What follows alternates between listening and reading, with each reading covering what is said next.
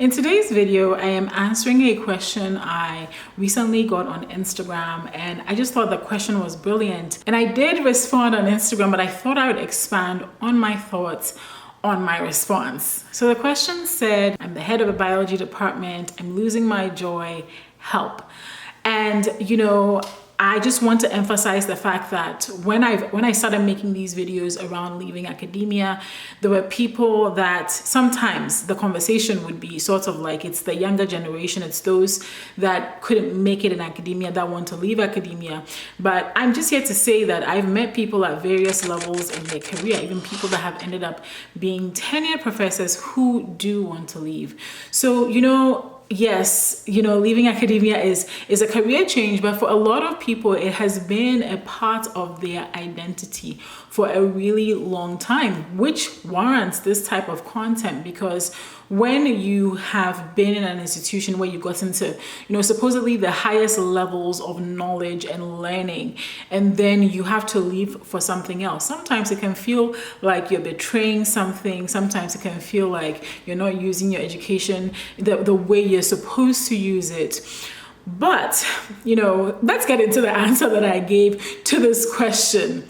So my answer was twofold. Of course, I'll say that there are careers out here for whoever you are, wherever you are in your career. I think it's possible for you to transition out of academia and into a non-academic role, right? You have skills, especially since the one who had asked this question said that you are a head of a department. This means you have extensive experience, probably have a lot of publications. You're quite an accomplished professional. And so I want to congratulate you on that and just remind you of how amazing that is, because not everybody gets to be in that kind of privileged position. So I just want to say congratulations. That is so amazing. Then I also want to remind you that you have picked up so many useful and transferable skills that can be translated to a career outside of academia.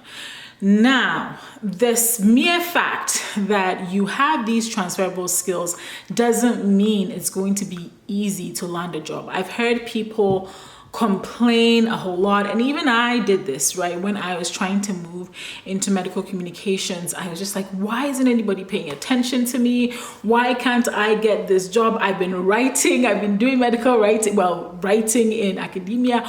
Why don't they see that as translatable?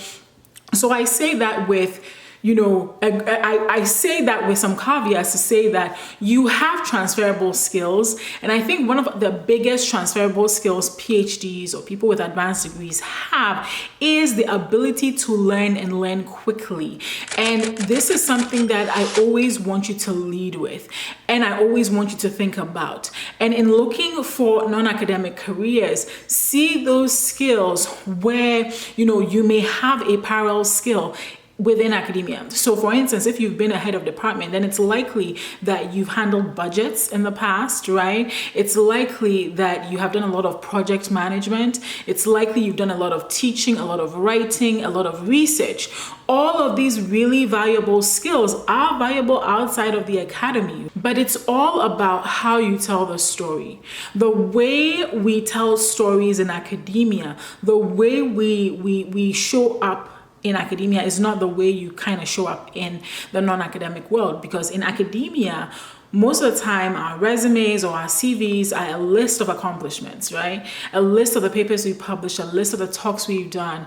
And in most non-academic jobs, yes, that's impressive, but what does that mean for them? And what does that mean for their business, right? And that's what you really need to communicate when you're looking for these jobs outside of academia, not just in industry. I'm not just referring to industry, because, most of the time people say academia to industry, but I feel industry is just one portion of it, right? You can go work in government, right? There are governmental organizations that will absolutely love the kind of experience you have.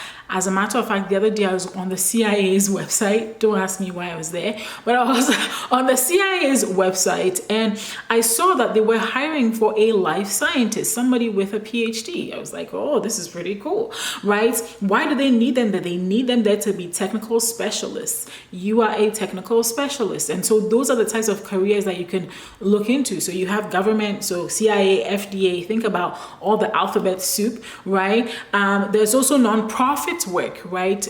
Our backgrounds as academics make us amazing fits for the nonprofit world.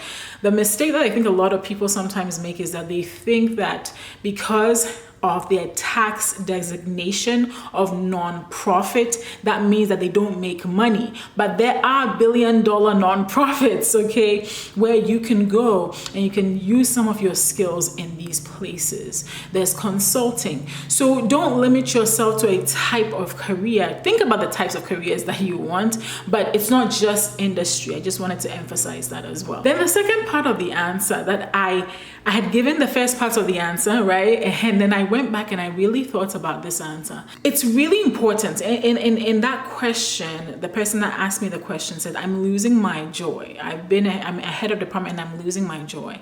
And when I thought about that losing my joy statement, the question I came up with was, why are you losing your joy?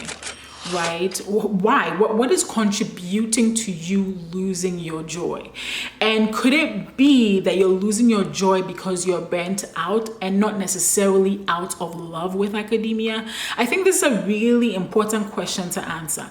If you followed me enough on this channel, then you know that I'm not really anti-academia. I'm not. Even the video that has somewhat gone viral where I talk about leaving academia, I mentioned that in that video towards the end. I don't hate academia. It just is that I applied for academic jobs and applied and struggled, and eventually the career that opened up for me was outside of academia. So I took that. But I really do think that it's important for you to think about what may be contributing to you losing joy, right? If it's burnout, do you need to take a vacation? Do you need to take a sabbatical, right? Maybe taking some time off will give you some perspective into, why you may be feeling burnt out, and it will help you decide from a more healed place whether leaving academia is the right move or whether leaving your current position is the right move. The reason I'm saying this is because I remember when I was in my postdoc, right, the way that I knew that I wasn't cut out for academia, but I was really trying to force myself in there, right? Not cut out for it in terms of I didn't have the ability, but I didn't enjoy it. It really didn't jive with my soul, right? Was one day I had driven to work and we didn't have enough parking space on the campus. Well, we did, but to get a parking spot was really expensive, and my meager postdoc salary simply wouldn't be able to afford that semester-long parking ticket, so a parking pass. So I would park outside campus and then walk about 20 minutes to the campus. I remember parking my car and then just feeling a sense of dread coming over my body. My muscles tensed up. I got really anxious. I began to cry and shake, and I called my mother. Okay, I called my mom, literally, and spoke with her. She comforted me, and that day I learned that maybe academia isn't for me. And I've never had that physiological feeling, physiological response ever since I left academia.